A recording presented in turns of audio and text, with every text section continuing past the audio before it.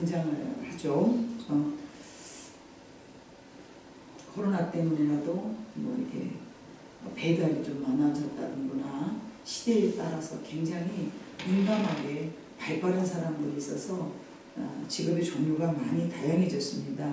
근데 이미 이런 코로나가 우리들의 삶에 이렇게 가깝게 근접해 오기 이전에 많은 청소년들이 동영상 방송 진행자인 유튜버를 장래 희망으로 많이 뽑았습니다. 유튜브 구독자가 2019년 때만 해도 1000만 명을 넘어섰기 때문에 지금은 더 많이 늘어났으리라고 생각합니다.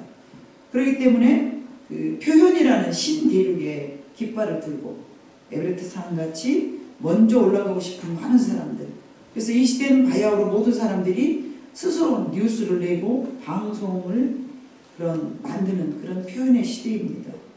그러다 보니까 주부들도 반찬에 조금 요리에 재능이 있고 이런 사람들은 방송을 해가지고 이렇게 실시간으로 이렇게 글을 올리면은 어머 장아찌는 이렇게 만드는 거야, 어머 멸치볶음은 이렇게 만드는 거야. 실제적으로 저도 주부이다 보니까 멸치볶음, 장아찌 어느 정도 그래도 조금 익숙한 나이가 아니겠습니까? 그럼에도 불구하고 다른 사람들은 어떻게 하는가? 그러면서 한 번 이렇게 한 번, 두 번, 잦은 시간은 아니지만 한 번, 두 번 이렇게 열어볼 때가 있었습니다. 그러다 보니까 너도나도 방송을 이제 이렇게 유튜브를 통해서 새로운 그런 전 세계적인 그 세상 돌아가는 것들을 누구나 막론하고 어린 신령에서부터 어른에 이르기까지 관심을 가진 사람들은 다 이렇게 알게 되고 또 이야기를 하게 되고 그렇습니다. 그러다 보니까 분명한 어떤 그 뉴스거리가 건너뛰면서 전혀 다른 그런 말거리로 만들어지기도 합니다. 사건의 진위가 180도로 달라진 경향이 정말 비일비재합니다. 그래서 가짜 뉴스라는 우리 말도 안 되지만은 과거에 우리는 70년대 80년대 뉴스 그러면은 다 그걸 믿고 그렇게 살았잖아요. 근데 지금은 가짜 뉴스를 퍼뜨려서 만들어가지고 그걸로 막 자기 스스로 재미를 느끼고 그런 사람들이 있습니다. 20세기 최고 문해 비평가인 발터 베냐민이라는 사람은 자기의 삶 속에서 가장 필수적인 능력은 이야기하고 대화 나누는 것이라고 말하였습니다.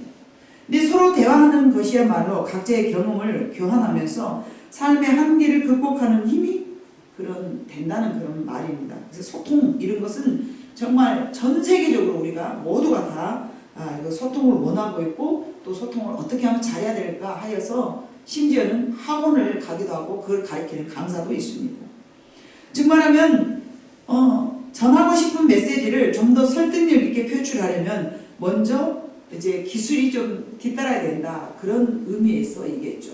그러다 보니까 이제 이렇게 잘 말할 수 있는 그 방법들을 논의하는데 제가 볼 때는 자기의 감정을 잘 표출하는 데 있어서 먼저 선행돼야 될 것이 있는데 남의 의견을 잘 듣는 것 이게 먼저 선행돼야 됩니다.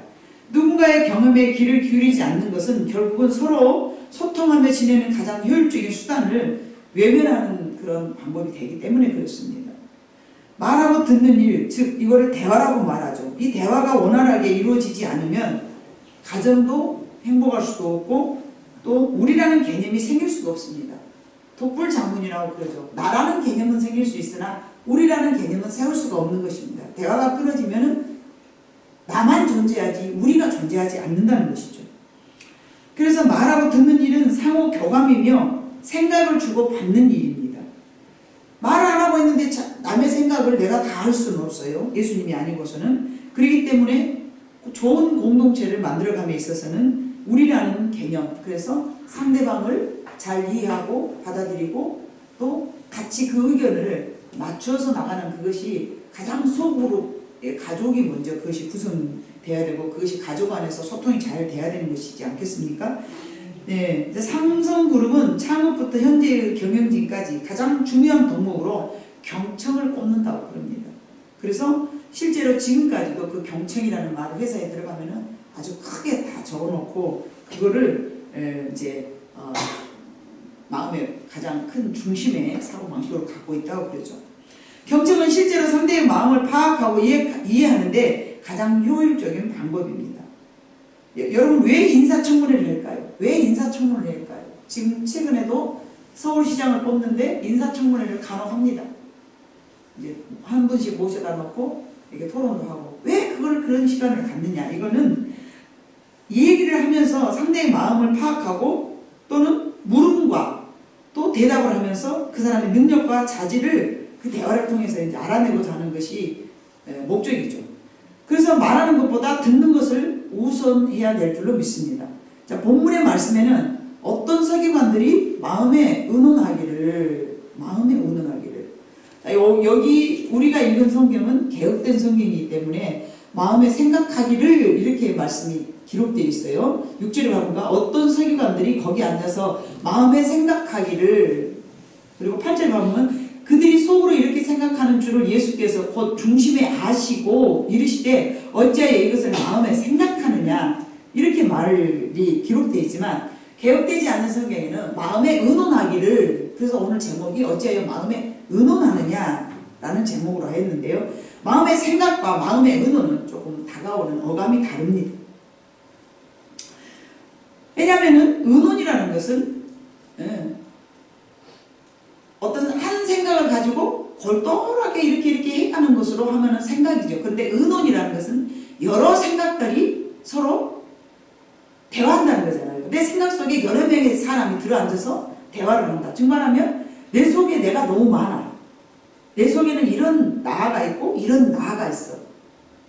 어떨 때는 내가 기분이 좋을 때는 막 풍요로워하고 막 기분이 좋은 나. 근데 반면에 또 다른 기분이 언짢은 데가 있어. 또 뭐 상처많은 나, 인정하지 못한 나, 욕심부리는 나, 내가 시기와 질투가 가득한 나.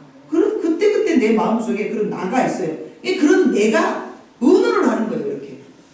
야, 세상에 근데 그럴 수가 있냐? 아니네. 뭐 그래? 왜 저래?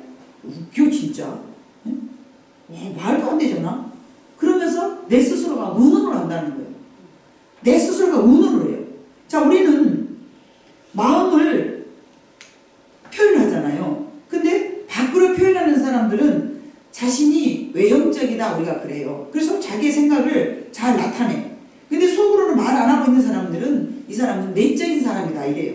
그래서 과거에 우리 한국 사람들이 점잖하다 그러죠. 표현 안 하고 점잖이 꽉꽉 참고 있는 것을 점잖하다고 생각하고 동방예의지국에서 우리는 말하면 절대 안 돼. 그래서 특히 여자들은 이제 대화하고 말하고 이런 것이 좀 이렇게 더 말로서 스트레스를 많이 풀잖아요. 근데 남자들은 꽁꽁 참고 앉았다가 혈기부터 빡 터뜨려지는 것이 남자예요. 주먹이 먼저 확 나가는 것이 남자고. 근데 그게 마치 우리나라에 뭐 이렇게 도덕이 있냐, 미덕이 있냐, 이렇게 우리가 자리 잡고 있어요. 그래서 뭐 50년대, 60년대, 70년대 사람들도 다 웬만하면 참는다는 거예요. 근데 요즘은 그러지 않는다는 거죠. 다 자기 생각을 말을 하고 조그마한 애들도 아버지한테 아버지 그럴 수가 있습니까? 저는 그것이 아니라고 생각합니다. 감히 어렸을 때 과거에는 그러지 않았어요. 뭐라고 말해요? 며느리가 이제 시집을 갔네. 며느리가 시집을 갔어요. 근데 얘야 너는 가갖고 시집 가갖고 어르신들한테 무조건 존경어를 써야 된다. 그리고 이제 친정 어머니가 며느리 자기 딸이 시집 보내면서 조심스럽게 시집을 보냈어요.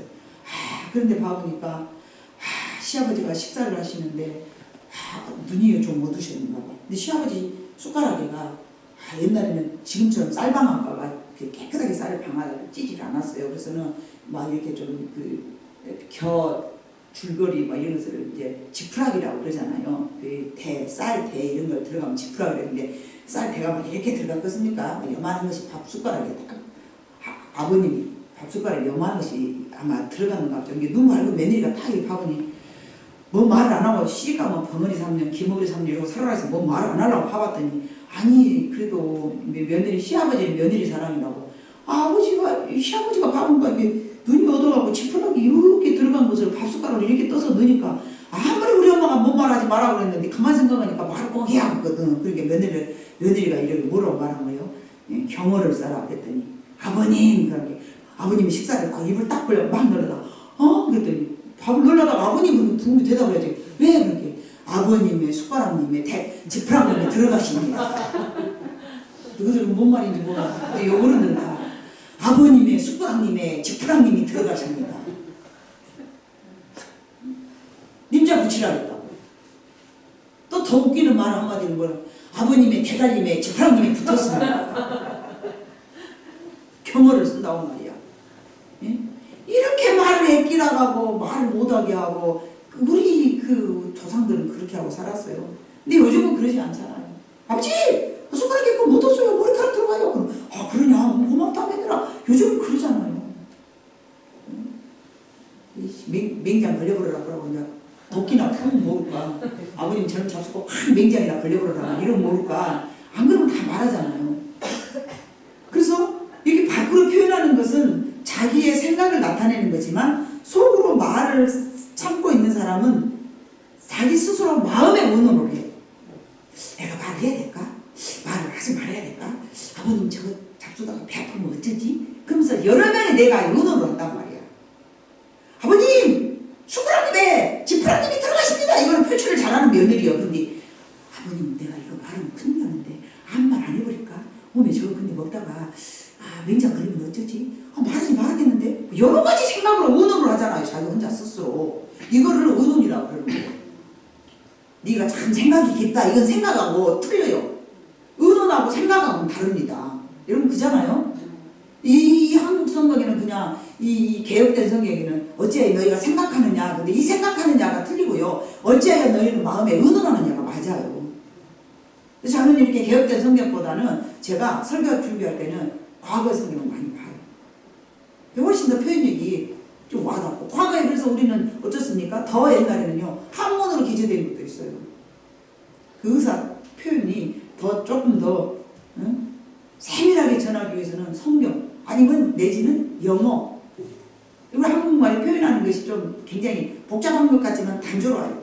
그래서 이제 어찌하여 마음에 의논하느냐 하면 여러 가지의 내 생각이 나를 번민하게 만든다. 복잡하게 만든다. 뭐 이런 뜻으로 해석을 해도 틀린 말이 아닐 것 같습니다. 그래서 마음에 의논하면은 상대는 몰라. 그러나 그로 인해서 죄를 짓게 되고 큰 실수를 하게 되죠. 자, 7절에 가보니까 이 사람이 어찌 이렇게 말하는가? 신선 모독비로다. 오직 하나님 한 분 외에는 누가 누구 죄를 사하겠느냐? 마음으로 자기 혼자 스스로 생각하는 게 아니라 의논으로 해는. 뭐요? 저 사람이 왜 저렇게 말을 해? 예수님께서 뭐라고 말씀하셨어? 그 전에 뭐라고 말씀하셨어요? 5절 예수께서 그들의 믿음을 보시고 중풍병자에 계실 때 작은 자야 네 죄 사함을 받았느니라. 네가 일어나 걸어가라 이랬으면 쓰는데 죄 사함을 받으니라. 그러니까 뭐야 이거? 왜 저 인간 저렇게 말하는 거예요? 지가 하나님을 능가해? 말도 안 되잖아 하면서 하나님 외에는 누구도 죄를 씻어줄 수가 없는데 네가 뭐라고 지 같은 것이 죄를 씻어준다고 말을 하는 거야? 이러면서 마음으로 복잡하게 자기 혼자 여러 가지 생각을 했다는 거예요.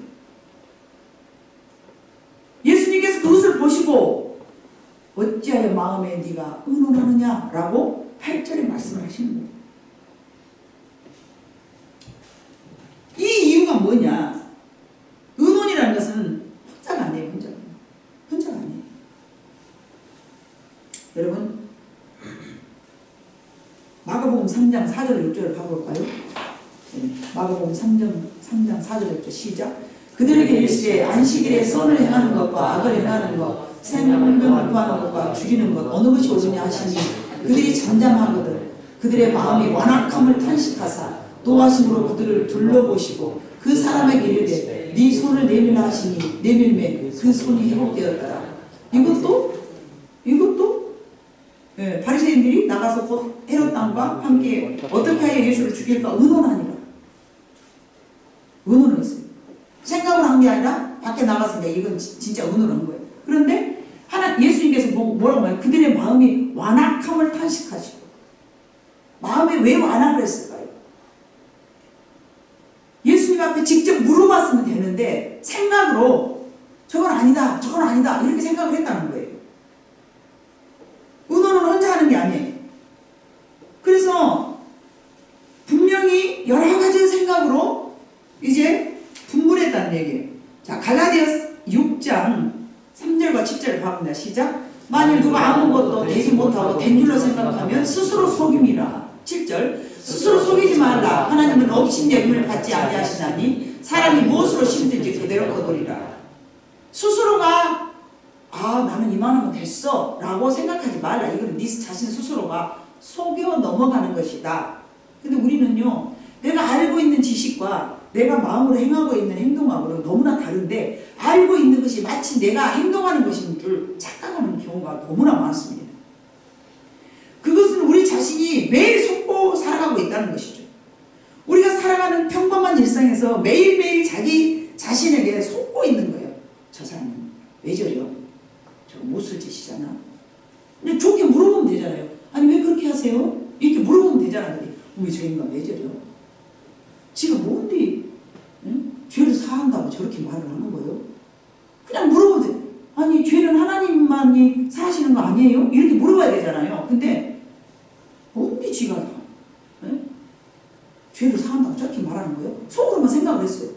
차라리 물어봤으면 괜찮죠. 차라리 물어봤으면.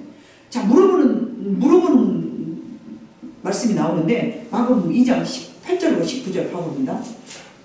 마가복음 2장 18절로 19절 시작. 요한의 제자들과 바리새인들이 금식하고 있는지라 사람들이 예수께 와서 말하되 요한의 제자들과 바리새인의 제자들은 금식하는데 어찌하여 당신의 제자들은 금식하지 아니하나이까. 예수께서 그들에게 이르시되 혼인집 손님들이 신랑과 함께 있을 때 금식할 수 있느냐? 신랑과 함께 있을 동안에는 금식할 수 없느니라.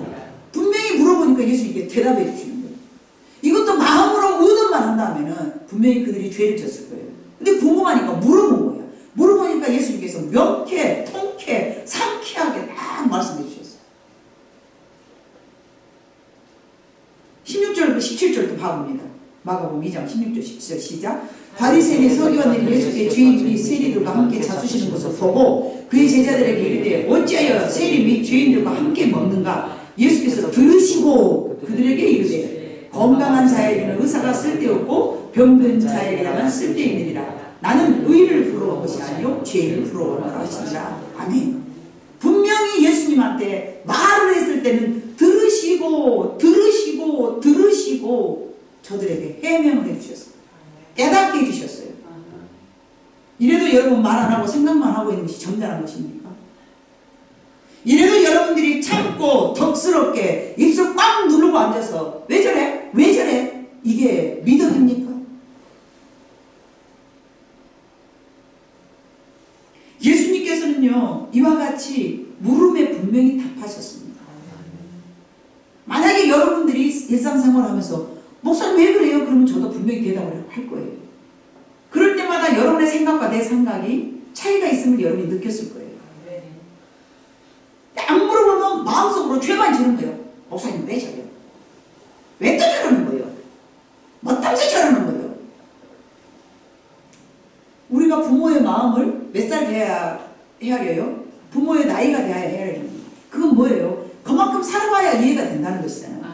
여러분들이 영적으로 목사님과 같이 35년 이상 나하고 똑같이 기도를 했다 해도 모르는 부분이 있을 것이고 나보다 더 능가하는 부분도 있을 거예요. 근데 어떻게 여러분이 목사님의 영의 세계를 다 알 수가 있냐 말이죠. 목사님 왜 저려? 어떤 새 저려? 그리고요 통솔하는 사람은 다른 것들을 생각하면서 말을 하고 행동을 하거든요. 그렇기 때문에 예수님께서 뭐라고 말하세요? 순종이 제사보다 낫다. 무조건 순종하면 돼. 안 그러면 물어보면 되고. 그죠? 우리가 살아가는 아주 평범한 삶에서 아주 사소하게 죄를 지을 수 있는 것이 바로 스스로 의논하는 것이라는 거죠. 이것을 방치하게 되면은 우리의 마음이 안악해져요. 완악해져. 네. 마태복음 13장 15절과 25절 봐봅니다. 시작. 이 백성들이 마음이 완악하여져서 그 귀에는 듣기에 둔하고 눈을 감았으니 이는 눈으로 보고 귀로 듣고 마음으로 깨달아 돌이켜 내게 고침을 받을까 두려워함이라 하였느니라. 사람들이 잘 때에 그 원수가 와서 곡식 가운데 가라지를 덧뿌리고 갔더니 이게 뭐예요? 우리의 마음속에 우리가 항상 깨어있으면 괜찮지만 깨어있지 않으면 잠잔다고 그래요. 실제로 우리가 육체로 고온하게 잠잘 때가 아니고 깨어있지 않는 우리의 영 상태에는요 사탄이 우리 생각 속에 여러 가지 생각을 덧뿌리고 간다는 거죠. 그렇기 때문에 우리는 조금 중에 괴수죄인이에요. 항상 오해하기 좋고요. 항상 따지기 좋아하고요. 항상 시기와 질투를 가지고 있고요. 예? 혈기, 욕심, 고집, 교만. 얼마나 우리가 죄인입니까? 근데 뭘 좋은 걸 수당하겠습니까? 그나마 성령 충만해서 은혜 싫으면 좋은 생각을 하는데 은혜가 안 싫으면 여러분 스스로가 자각을 해요. 얼마나 나쁜 생각만 하고 의논하고 사는지.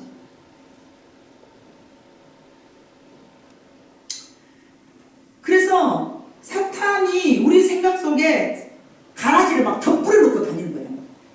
아마 이럴걸, 아마 이럴걸 하면서요. 생각 속에다가 가라지를 막 뿌려요. 사탄이요.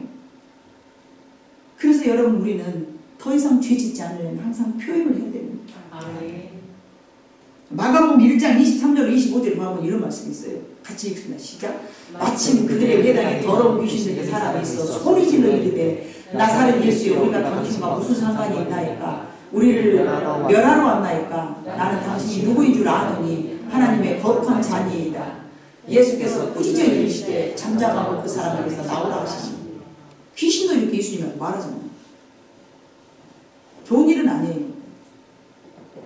좋은 일은 아니에요. 그러나 마귀새끼도 저렇게 예수님에게 말을 걸었을 때에 귀신 들린 자가 입을 벌렸기 때문에 소리 질러 그러나 예수님께서 꾸짖으면서라도 그를 고쳐주신 줄로 믿습니다. 일단 소리 질러서 말을 표현하는 것은 좋은 일은 아니죠. 저렇게 소리 지르면서 뭐 인격스럽게 좋게 대화하는 게 아니잖아요. 그럴지라도 일단 표현을 했기 때문에 속으로만 마음으로만 의논만 했다면 예수님 앞에서 저 분대막이 들린 자가 고침을 받을 수 없어요. 그런데 표현을 했기 때문에 고침을 받은 거예요. 잠언 28장 13절에 이런 말씀이 있습니다. 자기의 죄로 숨기는 자는 형통하지 못하나 죄를 자복하고 버리는 자는 불쌍히 여김을 받느니라. 아멘. 아무리 자기의 죄도 갖고 있어. 그래 나는 죄인이요. 그러지 나는 죄인이지. 이렇게 생각만 하면요. 불쌍히 여김을 받고 그 죄에서 자유함을 못 누리는 거예요. 그래서 여러분 우리는 회개 기도하는 거예요. 주님 앞에 나와서 늘 회개하면서 내가 깨닫지 못한 것도 깨달으면 그것이 복 받은 길인 게 돈 사는 것보다 아파트 산 것보다 그게 더 복이라니까요. 하나님 나를 지적해 주셔서 감사합니다. 그러면 그 죄가 내에서 떠날 때까지 회개하면서 기도해야죠. 알았네? 그걸로 끝이 아니에요. 모르고 알았네? 그걸로 끝나는 게 아니에요. 아는 것은 이제부터 회개하면 시작이죠. 시작. 알고 나면 목사님을 통해서 알았어. 그럼 그걸로 끝내버리는 것이 아니라 내가 그러면 그렇게 안 살아야 되겠구나 하고 내가 바꿔질 때까지 기도해야 되는 것입니다. 그래서 밖으로 자기를 표현하는 것은 좀 성숙된 마음으로 좋게 하면 좋지만은 저렇게라도 표현하는 것은 그 속에 있는 것을 드러내는 거죠. 성숙한 방법은 아니었으나 밖으로 표출되었기 때문에 그가 구원받은 줄로 믿습니다. 우리는 속으로 의논하지 맙시다. 마음에 의논하지 말아야 됩니다. 예수님께서 어찌하여 네 마음에 의논하느냐. 여러분들이 살아가면서 얼마나 마음으로 의논을 많이 하고 살아가는가 되돌아보는 시간이 되어야 될 줄로 믿습니다. 왜냐하면 그것은 스스로 속이는 일이기 때문에 그렇습니다. 사단에게 속아서 수많은 범죄를 마음으로 하게 되는 것이죠. 우리의 생각을 감찰하시는 하나님이 마가복음 3장 5절에 나오니까 자기의 죄를 숨기는 자는 형통하지 못한다고 그랬잖아요. 하나님께서 우리들의 마음에 의논이 많아지면요, 여러분 완악해진다고 말씀하셨기 때문에 예수님은 근심하십니다. 그리고 노하십니다. 마가복음 3장 25절 26절에 봐보니까 노하신다고 써있어요. 자, 봐봅니다. 시작. 만일 집이 스스로 분쟁하면 그 집이 설 수 없고 만일 사탄이 자기를 거슬러 일어나 분쟁하면 설 수 없고 망하나요. 자기 스스로 의논하고 막 그러면 이게 자기가 멸망하는 길이라는 거죠. 의논이라는 것은 나 혼자 분쟁을 하는 거예요. 이 말이 맞은가? 이래야 될까? 저래야 될까? 아니야 이럴 거야 저럴 거야. 이거는 자기 스스로가 무너뜨리는 일이라는 거죠. 망하는 일이라는 거죠. 전도서 1장 18절에 봐보니까 뭐라 했어요? 지혜가 많으면 번뇌도 많으니 지식을 더하는 자는 근심을 더하는. 뭔 지혜가 많다고 해서 똑똑한 것이 아니에요. 그래서 예수님은 뭐라고 말씀하셨냐면은 어린아이와 같은 자가 천국을 차지한다고 했어요. 얼마나 어린아이들이 단순합니까? 근데 우리는 지혜로워져야 이게 세상에서 남한테 안 속고 내가 당당하게 세상을 살아가고 남한테 좀 이렇게 지배를 하고 산다 이런 생각으로 많이 하려고 그래요. 근데 저는 저 말씀이 정말 좋아요. 마음에 들어요. 그래 내가 좀 모르겠죠. 하나님 나와 늘 함께 해주시면 되는 것이지. 그렇게 생각하고 살아요. 이 땅에 우리가 영원히 사는 건 아니잖아요. 여러분 이 땅에서 영원히 사시려고요? 영원히 살고 싶어도 영원히 못 살잖아요. 우리 영원한 것을 소망하기 때문에 하나님의 가르침 따라서 좀 몰라도 감사하고 좀 없어도 감사하고 그래야 될 줄로 믿습니다. 번뇌도 근심도 우리에게 유입되지 않기 때문에 그렇습니다. 이제 우리는 우리의 마음속에 의논하는 것은 죄임을 알아야 됩니다. 그래서 속지 말아야 됩니다. 하나님도 우리를 대화하기 원하셨기 때문에 오라 나와 변론하자 그렇게 말씀하셨지 않습니까? 그래서 가족들과도 서로 성숙한 마음으로 대화를 해야 됩니다. 물론 좋은 대화가 아닐 수 있습니다. 처음부터 매끄러운 좋은 대화가 될 수가 없죠. 그러나 말하고 듣는 일에 생각을 주고받는 일에 성숙해져야 되는데요. 이걸 영성이라고 그러잖아요. 영성, 인격. 주님의 인격을 닮아가는 거 이게 영성이죠. 이 인격이 예수님을 닮았다는 뜻입니다. 예수님이 하라는 것만 하고 예수님이 하지 말라는 것을 안 했더니 예수님을 내가 어느덧 닮아가는 거예요. 지난번에 우리 딸하고도 얘기하면서 그랬어요. 어머니 저는 어떻게 하면 이거는 우리 할머니, 이거는 우리 할아버지, 이거는 우리 엄마, 이거는 우리 아버지 내가 하보니까 내가 없어요. 아니야. 그런 것들로 구성해서 네가 만들어졌어. 근데 그것들이 다 버릴 것만 있는 게 아니야. 좋은 것도 있어. 그러나 우리는 부모로부터 할머니부터 조상으로부터 받은 나쁜 것은 버리지만 우리는 새롭게 우리 인생을 거듭나야 되는 것이 예수님의 가르침을 따라야 된다. 그러면 예수님의 인격이 내가 만들어지는 것이고 내가 예수님을 그때부터 닮아가는 것이란다. 그게 영성입니다. 그래서 예수님을 닮아간다. 그지 영적으로 성장했다. 그러죠. 그렇기 때문에 그것은 뭐 어느 한순간에 교육받는다 되는 일이 아니에요. 매 삶 속에서 우리가 이건 버려야 되구나. 내가 이걸 고쳐야 되는구나. 이렇게 마음 먹고 내 스스로를 고쳐가는 것, 그것이 영성입니다. 그래서 우리 교회는 날마다 영성, 즉 말하면 영적으로 성장하고 있는 교회인 줄로 믿습니다. 이제 한 걸음 더 나아가서 내 마음에 의논하는 일도 죄임을 깨닫고 버려야 될 줄로 믿습니다. 우리의 모든 죄는 마음에서 비롯됩니다. 시작합니다. 우리의 삶에서 가장 필수적인 능력은 생각을 서로 나누는 것입니다. 이게 이 세상에서 정말 현명하게 그리고 잘 살아갈 수 있는 덕목 중에 하나입니다. 내 생각을 잘 표현한다는 거 이것도 기술 중에 하나예요.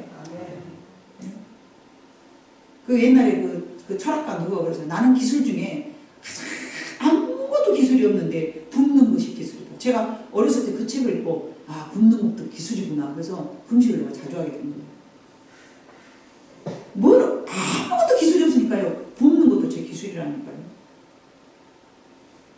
우리 옛날에 저장 드렸어요. 한 가지 기술만 해서 먹고 산다고.